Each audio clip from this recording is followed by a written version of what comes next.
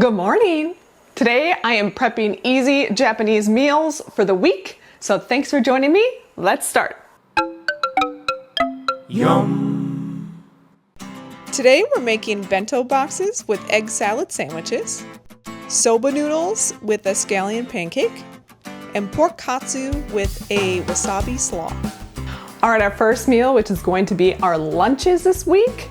Oh, I'm really excited. I got some delicious white bread from the Japanese market, and we are going to make egg salad sandwiches. And we're gonna take those sandwiches and make a cute little bento for the week. All right, next up is all of our dinners. Our first, which is most of our cooking today, is I'm gonna make pork katsu with rice and then a cabbage wasabi slaw to go with it. I also have our secret ingredient, which is our Big Daddy mac mix, and I will show you how to use this to make this extra delicious. The next dinner is going to be our cheater easy dinner, and that is soba noodles, which are buckwheat noodles, and you serve them cold, and you pair it with this soba soup base.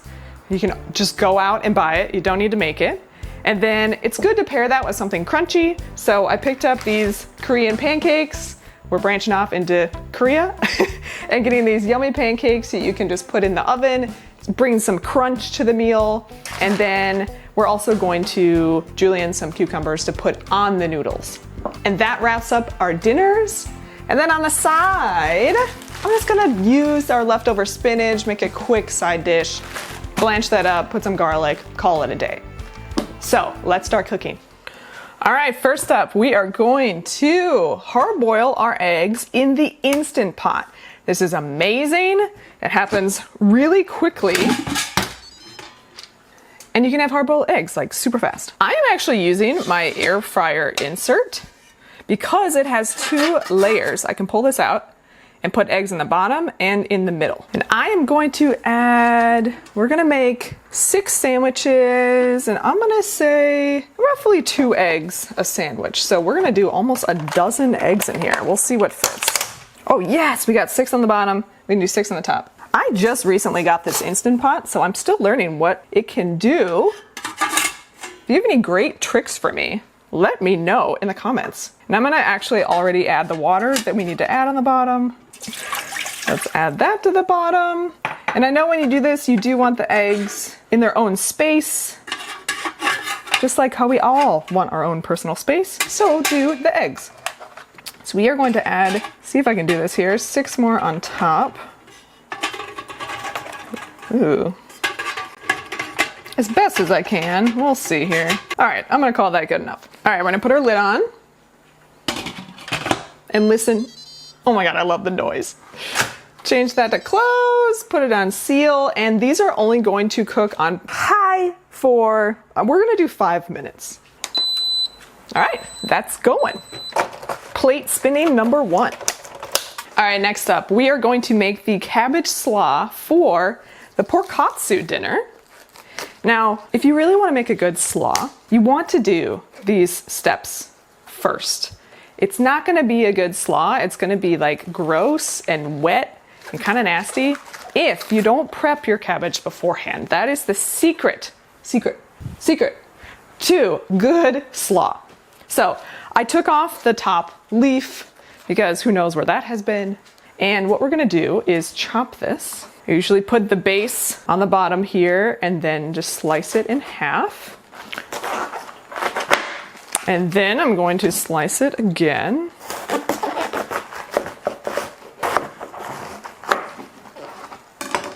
And what I'm going to do is julienne this cabbage so I get a really nice thin slaw. If you don't want to do that, you could totally just chop it up. Honestly, I normally do that, but I haven't used my mandolin in a while, so I wanted to do it. And we're gonna see what direction actually makes sense here. So I'm gonna try it on this end. I'm actually gonna cut off the root, or that middle section, because it is tough. We're gonna do it on the side and see what happens.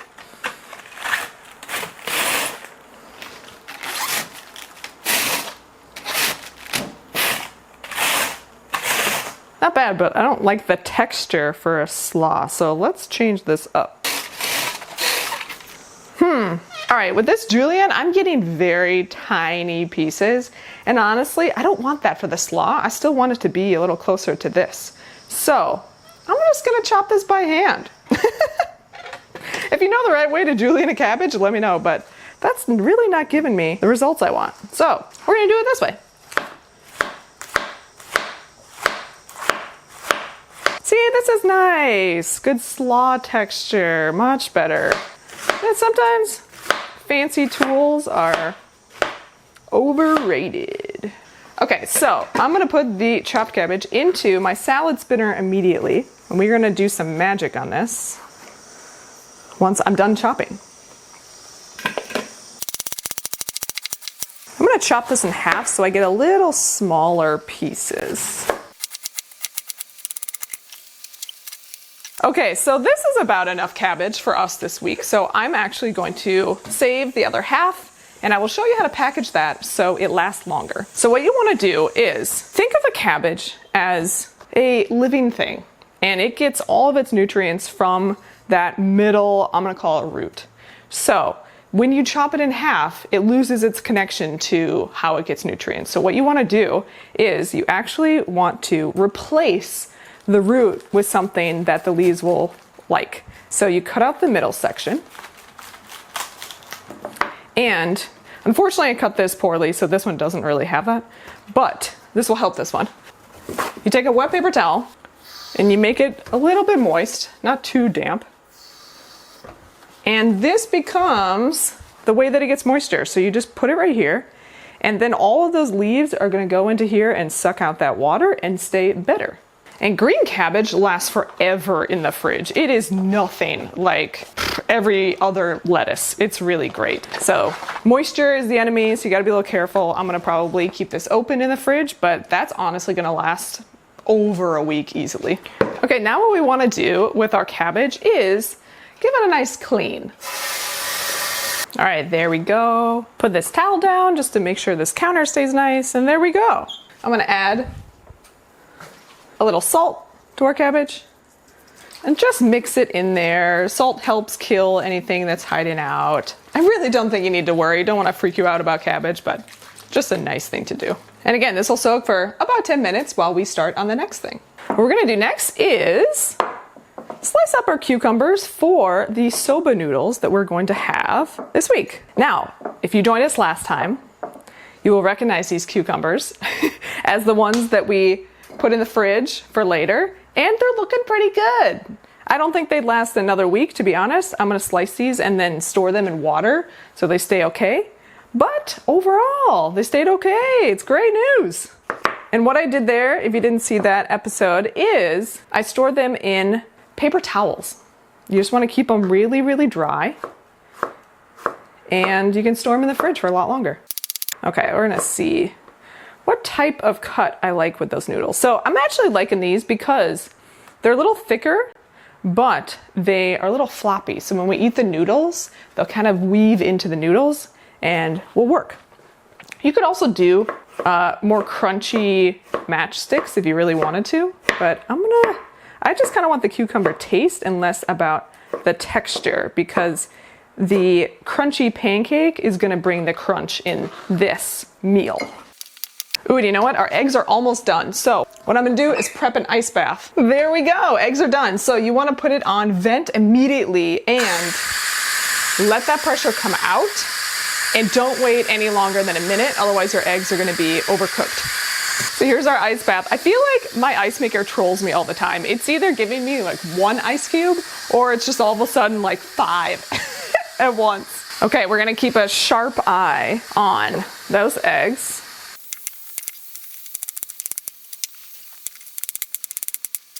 All right, watch that seal carefully. The second you can open that thing, open it.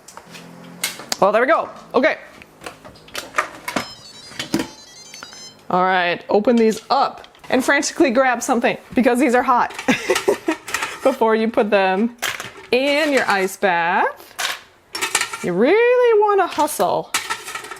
I mean, it's gonna be fine if you overcook these, right? We're putting them in egg salad sandwiches, so it's not like you're trying to make this, gooey middle. You kind of don't want to do that in this recipe, but you also don't want to take them too far where they get really rubbery and kind of sulfuric. So what I like to do with an ice bath is put the ice in the bowl first. So super cold, as much ice as you can. Ooh. Get that last egg and then fill it with water.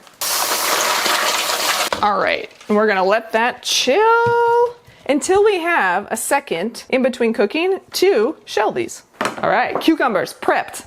And again, I'm gonna store these in a little water just to keep them good for longer, and that'll be good to go. And we'll probably eat these noodles first in the week, so these cucumbers don't have a chance to go bad.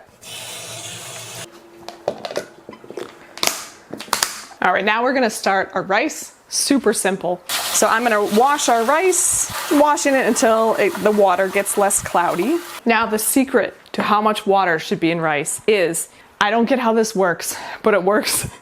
No matter how much rice you put into the bowl, you look at the distance between your pointer finger and the first little knuckle, and you put it, make sure the rice is even and level. You put it in the water and you touch your finger to the rice, and if the water comes up to your knuckle, that's enough water. I don't get it, but it's amazing and it works. Or you can look at the lines in the bowl.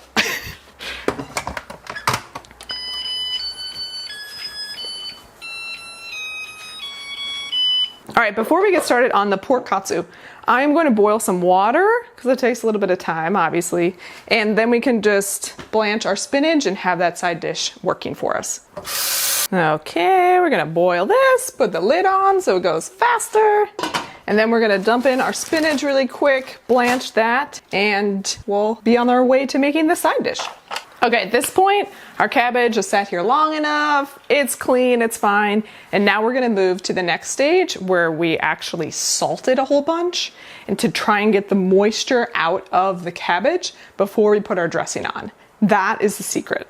Okay, so I dumped out the water, and what I'm gonna do is salt this cabbage pretty generously. You don't want to go too crazy because ultimately that salt is going to get into the cabbage.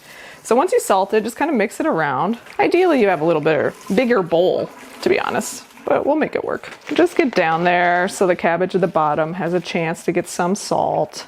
Okay, then what you're looking for, this is gonna sit for almost an hour, and you will notice that water starts to come out of the cabbage. And actually I'm gonna lift this up a little more so that it doesn't sit in its own water. Bowl, boom, ready to go. That's just gonna sit off to the side. All right, now we start on the most exciting dinner of the week, which is our pork katsu. So I got this at Costco, no surprise. Honestly, this price is very decent. It's $3.50 a pound for these boneless pork loin. So these are very thick. What I'm gonna do is chop into here, and I am going to cut these in half because we do not need, look at how thick that is. We don't need that for a pork katsu. So I am making 4 pork fillets for this. Oh, this one's skinny. I'm gonna get a bigger one. So I'm just gonna chop these in half, and then we will have 4 ready to go. Now I could have made this easier on myself if I put these in the freezer for a tiny bit. Usually it's easier to cut meat when it's frozen, wiggles less, but this is working just fine. Okay, look at our 4 beauties. Okay, now here's some secrets to pork katsu. What you want to do is you want the pork to be as tender as possible, okay? And so if you see any like fat like this, just kind of trim it off. Not a huge deal. But if you got a big chunk, let's get it out of there. And then the first step is this fat on the outside creates a barrier that makes all the pork almost curl up and squish to itself. So what you want to do is you're actually going to make these weird little arms. You are going to cut into the edge just like this. So you cut that fat barrier and just get into the pork. Like, don't worry about this cut, that's really fine. And so you wanna go around the entire thing and make these cuts. So then the pork has space to chill out and get more tender. That is secret number 1. And if you see a particularly like fatty area, do a little bit more cuts. Now we got our pork looking very pretty. What a funny process. Okay, now we are going to pound the crap out of it. And our favorite kitchen utensil ever, the meat pounder. What you're gonna do is take one of these, put it on your plastic wrap, and then put the other side on top, and then you're gonna pound it. use the tenderizer side. What you're trying to do is get a thin pork chop that is tenderized, where that typical beautiful pork katsu cutlet, oh. And you're trying to get an even thickness as well across all of your pork chops. You don't have to be perfect, but it definitely helps. And I'm gonna do the other side as well so it tenderizes. You could shove these in a plastic bag too. That's a lot easier, honestly. But I didn't have one that was big enough. Honestly, I don't know why I'm using this. It's not spraying, it's not going anywhere. And what cutting it on the edge does is it also allows you to flatten it a lot further. All right, the final thing that you want to do is, you think, oh, this is probably tenderized. Well, the other secret that I've seen that has worked in the past is you just want to like cut into the meat. Make like little cuts like this just to break up the fibers even more. The secret to pork katsu is that it is this tender, breaded, delicious piece of pork. So help it out as much as you can. And our spinach water is done boiling, so I'm gonna clean my hands and get the spinach in. All right, this is a great way to use spinach that is close to being done. You're like, I don't know if I would love that in a salad, but if you blanch it, no problem. Use it all. We're gonna put that spinach in there, just submerge it. And this does not take long, especially this baby spinach. What you're looking to do is just cover it. You will see that it starts to wilt and turn a little greener. And you're just waiting for it to cook a little bit until the big fibers, those stems, loosen up a little bit. And really, it's less than a minute. Otherwise, your spinach is gonna be super droopy and weird. All right, I'm gonna say that's good. I really only did that for 30 seconds. We're gonna put it in a bowl that has a strainer at the bottom, which is really nice. All right, and that is it. We're just gonna let that cool, and then we're gonna squeeze the liquid out of here and then dress it. Back to our pork. Okay, with our pork, we have 3 stations. Our first is going to be a flour mixture, then egg, and then our breadcrumbs. So we are going to season our pork with salt and pepper, get that ready, and then make up our flour mixture. All right, we got our salt and pepper here. Okay, the trick too, when you're breading anything, is keep one hand gross and the other hand not gross.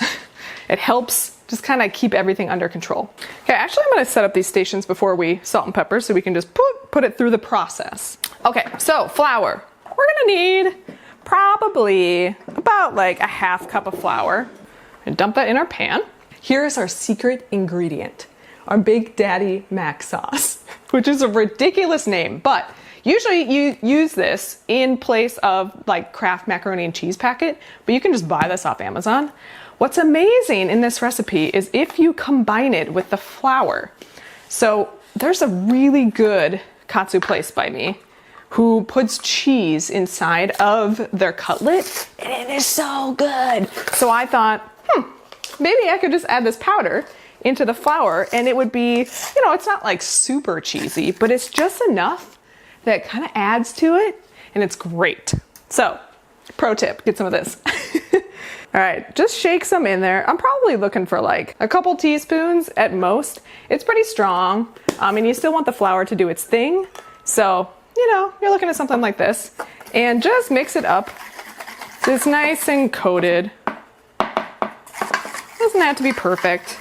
Just make a nice little tie-dye, cheesy mixture, just so you end up with a nice, even coating. Part of me wants to add more cheese, but that's probably good. Next, we're gonna set up our eggs, so just crack 2 eggs. You might be able to get away with 1. We'll see what happens here. But I don't wanna be short and then have to like go through and get some egg and crack it or whatever, so I'm just gonna prep it and it be ready. And if you've never beat an egg with chopsticks, it's really, really handy. So let me show you. All you do is hold the chopsticks about 1 inch apart, keep them that way, and then just pretend it's a whisk. You can do this with a fork, that works too, but honestly, I really like the chopstick method. It beats them a little faster and just breaks up the yolk and combines it with the white pretty quickly. Now you're not making an omelet, all you need to do is break it up and combine it so then when you coat it in here, it's an even coating for yolk and white. So that's looking good. So what I found with the breadcrumb step is that don't pour all of this in at once, because what happens is you go from station to station and it gets really gunky and gross.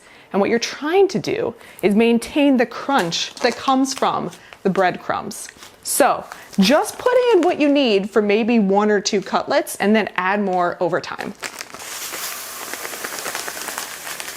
We're ready. Okay, let's season our first cutlet. Get some salt here and some pepper. Now, some people season the flour mixture, which honestly you totally could do. You risk it not being evenly distributed, but honestly, it's not like I did that either. So that could be a lot easier. So what you want to do is dip this in the flour, kind of press down, make sure it's coated. Try to touch the flour as least as you can. Ooh, that was a good coating. Just really check it. If you need to flip it, that's okay. Okay, then shake it off a little bit. Dip it once in your egg mixture. And this is where your chopsticks come in handy. So instead of getting your hand all gunky, grab the chopstick, grab the pork with the chopstick and flip it with the chopstick. And then you gotta grab it, of course, but at least like only a little bit of your hand gets gross. And then into the breadcrumbs. And I'm gonna pour this on top and just pat it down. You really want it to stick and get nice and crunchy. We're gonna put these in the air fryer, and I'll show you my oven. It's kind of an air fryer combo. But just pick up your cutlet, shake it off a little bit so it doesn't get too messy. And I'm gonna immediately put it on this tray and fill that tray up with the rest of the pork. Oh, I can't wait to eat this. Dude, pepper and mac and cheese is one of my favorite combinations. And Dr. Pepper for whatever reason. I just can't wait to eat this. It just turns out so good. Woo! It really is like restaurant quality. Okay, nice and battered. Let's put it in our egg wash. And at the end here, if your egg is not sticking, just make sure that this last one still has enough egg on it. Okay, so for the pork, I'm gonna put this into this air fryer. It's also a convection oven. Got it at Costco. It has these cute little French doors. I love it. Okay, we're gonna set this oven to air fry at 425. We're gonna start with 20 minutes, but you just need to check on it and see when it turns golden for you. Okay, for our spinach, I'm making it up a little bit. This is inspired by some Korean recipes I've seen that really just make a nice simple spinach banchan out of it with sesame and garlic. So that's what I'm gonna do today. First, I'm gonna squeeze out, I think I overcooked this a little bit, but I'm gonna squeeze out, ooh, it's hot. I should have put this in an ice bath. Really squeeze it out, because when you have water left over here, your dressing, this oil I'm gonna put on it, just won't stick to it. And it gets gross in the fridge. I'm gonna split this up. So look at all that spinach, and like we got 2 handfuls, probably like 1 meal of side dish, but it's worth doing this. Otherwise you're just throwing away spinach and no one wants to do that. Okay, I'm gonna grab a container that we are gonna store this in and just mix it in there to save us another bowl. And if you didn't hear, our air fryer oven is ready for the pork. So before the pork goes in, I'm gonna spray this with avocado oil over the sink. And that goes in the oven.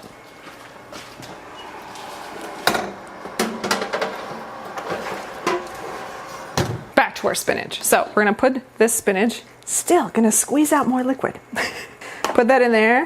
It just doesn't stop. Where does it come from? And I am going to grab soy sauce. I got some soy sauce. I got some minced garlic. We're gonna get sesame oil, and I'm gonna throw in this togarashi, which usually I put on like ramen, but it's basically sesame and chili powder and orange peel, and feel like it would go great in here. So that's what we're gonna do. And with this, we are just gonna add things and taste it and see if it worked. Put in some oil first, put in some garlic. I'm gonna go light at first. This isn't much spinach. We're gonna put togarashi in here. So I'm gonna keep one hand clean, one hand gunky, and just mix this by hand and break up the spinach, really incorporate it into all of the different leaves.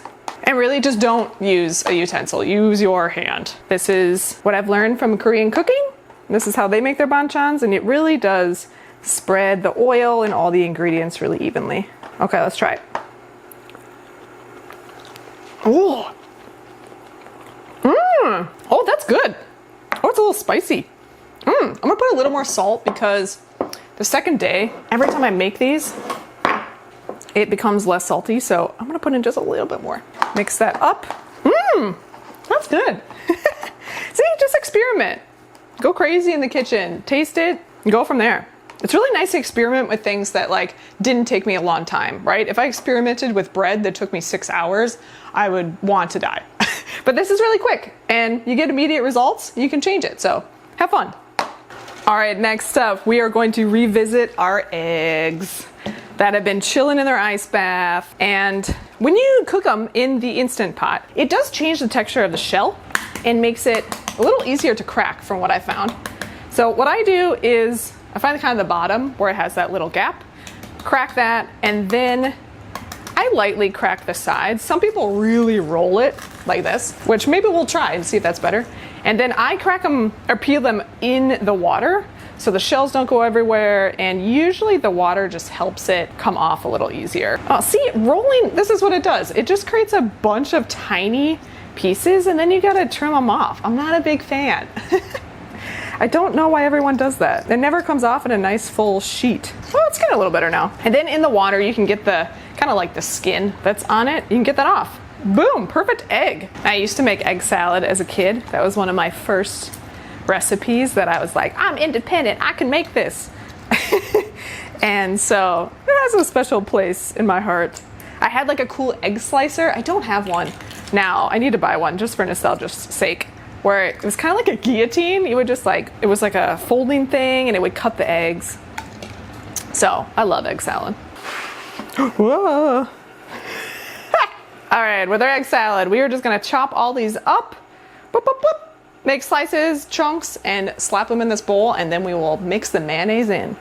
All right, at this point, I'm gonna check the internal temperature of the pork and see where we're at. Oh yeah, we are good. We're like 155. So I'm gonna bring that pork out. And that was 18 minutes in this air fryer. Woo, check it out. Now look, it's not perfectly golden. I could have sprayed it again. I maybe could have flipped it, but I didn't want to overcook it because that's when you really get the pork in this tough state. So I'd rather it look like this and taste delicious and be tender versus looking better but tasting worse. All right, back to our egg salad. So I do like in the kitchen, when you do these repetitive tasks, you realize you are so much better at doing it at the end than you were in the beginning. You get into the rhythm and then it's over. I think that's the trick with cooking. You just need to like stay with it. Learn new things. It's hard. It's going to feel awkward. It's going to be frustrating and stressful. And then the more and more you make something, the more you get used to different techniques, the easier and more relaxing it becomes. And take a look at the yolk. That 5 minutes in the Instant Pot cooked it so nicely. It's not overcooked. It's a little creamy in the middle, which is great for this. All right, look at all the egg. That's gonna be so good. Okay, so next we're gonna put the dressing mayonnaise mixture into the egg salad. I am very basic. You could jazz this up however you want, but I actually like it really simple. So I use Kewpie mayonnaise. It's the best mayonnaise. It's also at Costco for a great price. So if you don't have an Asian market near you, pick some up. And this is Beaumont seasoning. I've always used it for egg salad ever since I was a kid. It's a mixture of like celery salt, onion, and that's kind of it. But it just, it works so well with the eggs. So we're gonna use that. And again, it has salt, so that'll be our main salt. I'll probably add a little pepper. And then, because this is Japanese theme, I'm gonna add some green onions just to add a little kick and more going on than just kind of like a creamy egg. I like to eyeball the mayonnaise. I would say with this many eggs, you're probably looking at like a 1/4 cup. But what I do is just put some in there, have fun with it, and then mix it and just see how it goes and then add more if I need to. I don't really like to over mayonnaise it, but you do need enough to bring it together and taste delicious. Why Kewpie mayonnaise is so delicious compared to a lot of other mayonnaise is that they mostly use the egg yolk, from my understanding. So it's like richer and delicious. Okay, that eyeball was great. Oh, this is smelling so good. Okay, it's sticking together. Some of the yolks are starting to make a nice creamy paste. then I'm gonna season it. Got our Beaumont. I'm probably looking at like a, I don't know, teaspoon. And then I'm gonna mix this up because what we're gonna do right after this is taste it. And if it's not salty enough, then add more. Oh. That is so good. There is really nothing better than eggs, Kewpie, and Beaumont. Oh my God. I'm not even gonna add pepper. This is so good. With the bread, oh my. I'm barely gonna add some of these green onions, but I do think it's gonna be good. Now this little container I found at the Japanese dollar store, and I'll open it up for you so you can see it looks like that. What you do is you chop green onions, and then you put them in here, and there's this little contraption that breaks them up, kind of. And you freeze this, and then you can easily, like I did, just pour in already sliced green onions, ready to go. This is really not much green onion. If you like that, go for it, but I just love the base creaminess, so it's just gonna be a little kick occasionally. Woo! This is a good week. I love this food. You guys, look at what I get to look at while I cook. Look at little Charlie. Laying in his bed amongst the cameras. He's so cute. All right, so we are gonna start on making these sandwiches. So I've actually softened some butter because I'm gonna store some of these sandwiches in the fridge right now, and we'll eat them throughout the week. And when you put butter on the bread, what happens is that creates a barrier between the bread that you want to stay, you know, like bread and not mush, and the egg salad. Okay, look at this bread. Oh my God. It's amazing. It smells so good. I wish you guys could smell it. Okay, so here are my 6 sandwiches, and I'm gonna boop, boop, boop, place this egg salad on here. Okay, I'm gonna butter these slices, again to create that barrier. It's kind of ridiculous. You're like buttering a mayonnaise-based salad. It's not the healthiest, but it does help. And I'm not going too crazy, but just enough to give it some protection here. If you get this bread, you definitely want to soften it because this bread is so fluffy, you don't want to ruin it. Okay, now I'm gonna spread this salad evenly in these 6 sandwiches. Okay, I'm gonna flatten this down and see how far 1 scoop gets us, because I also have this other yummy bread that I might put this on this week. Use a little more.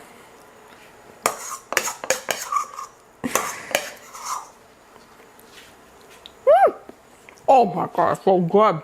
Now, if you don't have this fancy Japanese bread, who cares?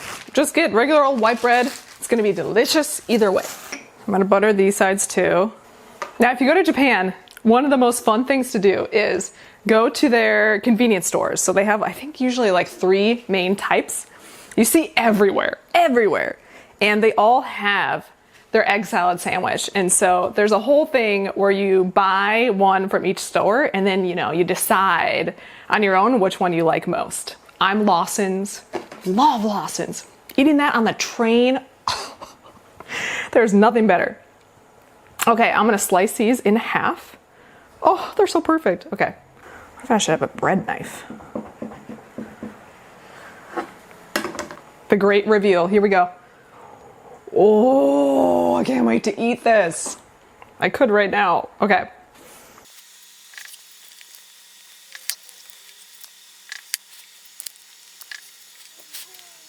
Now, I don't usually use these for lunch, but these are the cutest bento boxes I also got at Costco. And look at these, they open up. They're called Bento, that's the label.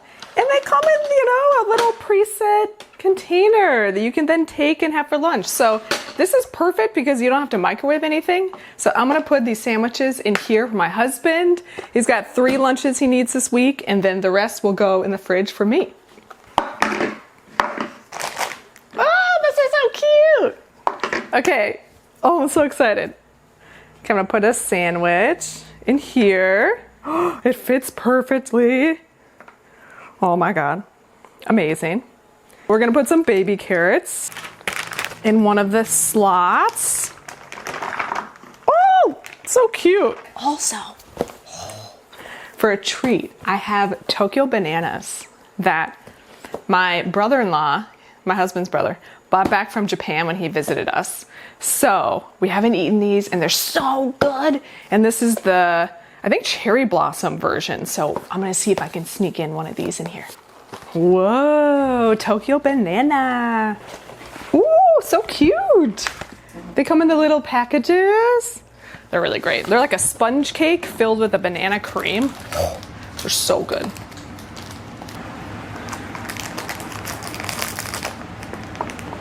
Okay, I managed to put it in the side. For these other ones, I'm gonna put it in this bag and this will be for me for lunches. Get in there, oh God. Okay, now we're gonna put the rest of the carrots in. Whoop.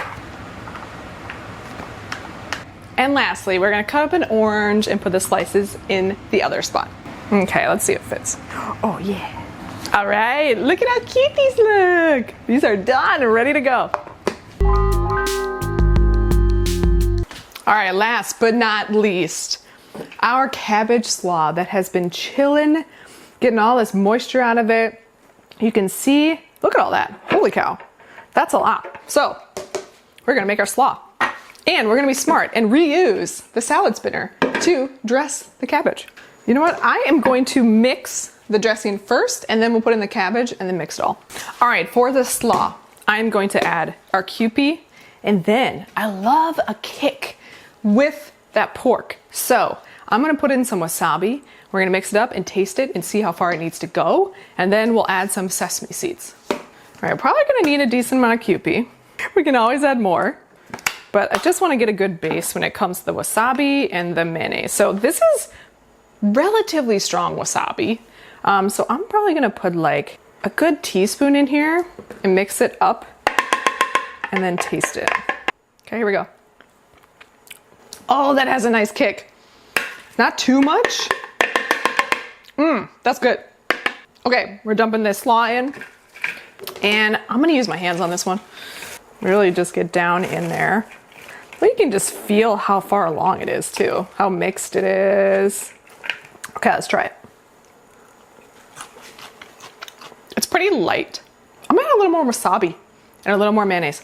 I'm gonna add a little more wasabi. Really, that kick feel is so good with the crunch and the fry on the pork. What's cool about the salad is you look at it and it looks very unassuming, and then you have it and you're like, whoa, the kick. I say I could add a little vinegar to this. I'm gonna add a little rice vinegar just to cut the fattiness and add a little more dimension. Not much though. It's a little brighter, a little more acidic. That's good. And then the final step is I'm gonna add a bunch of sesame seeds to this. Probably like a tablespoon. Really what you're looking for is that once I mix it here, but you see sesame seeds throughout. You know, they're not just like a little topping. It's like, this is a sesame seed dish. Adds a nice toastiness, a nuttiness, another layer to it. And there we have it, done. I like to store coleslaw in a container like this.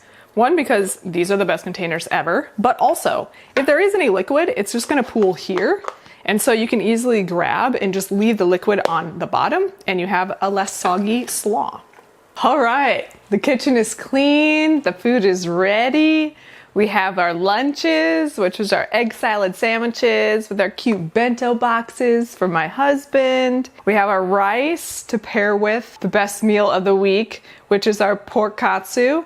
Now what I'm gonna do with this on the day is put it back in the air fryer on the opposite side, spray it with oil and really get it crispy. And then we have our wasabi creamy cabbage slaw to go with it. Then our cheater dinner, again, was the soba, and we got our cucumbers to pair with it. And as a side, we have our spinach little side dish that's kind of garlicky and a little spicy. And then something I didn't make, but I do like to have desserts for us. So I got this mochi at the Japanese market. And then I also got these chocolate chip cookies from a bakery nearby. So we are set. So I feel ready for the week. I am very excited to eat this food. So check out what we ate.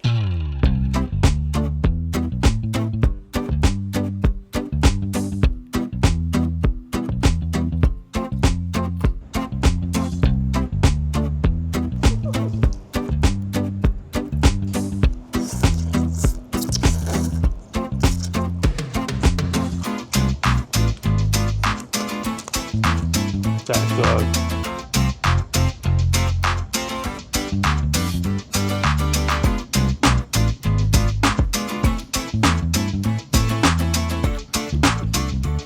Thanks for hanging with me. I hope you have a great week, and we will see you next week.